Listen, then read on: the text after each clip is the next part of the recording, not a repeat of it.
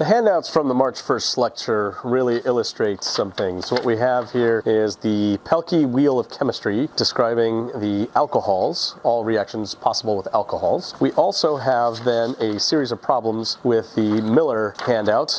There's a synthetic problem and a couple of mechanistic problems. And then we have a Pelkey handout that has a large mechanism, but also the more straightforward predict the products type problems. And here what I want to do is give sort of a global overview of what you're supposed to do with all of this. First and foremost, these wheels of chemistry essentially serve as a description of the types of synthetic tools that you have. I see this as laying out the kind of chemistry that you already know. Things that you will be able to use in your synthetic toolbox when you are trying to build a new molecule for the first time. Said another way, before you can attempt any synthesis problems, you need to have a number of synthetic tools available to you. So what you really want to do is learn the synthetic tools first before you attack any synthetic problems. In order to learn those synthetic tools, you need to do plenty of predict the products sort of problems. These are the ones that allow you to practice, hey, what happens when I mix these things together? As you practice these, you will realize how the synthetic tools work. Once you understand how the synthetic tools work, then you can actually attack a synthesis problem. However, when you are working on understanding your synthetic toolbox and you are doing these predict the products type problems, my advice is to work on the mechanistic details along the way. It is the best way to try to store this away in your memory, and also it will help you set up and understand the mechanistic problems as you encounter them and then do them. Personally, I prefer that you learn organic chemistry the mechanistic way. If you understand the way the electron arrows go, if you understand mechanism, then you can do a lot of these sort of predict the products things. I will say that there is a clear hole in my preferred strategy, and that is learning how to draw out mechanisms is a completely different skill set than learning how to synthesize molecules well. So you need to work largely on mechanism problems,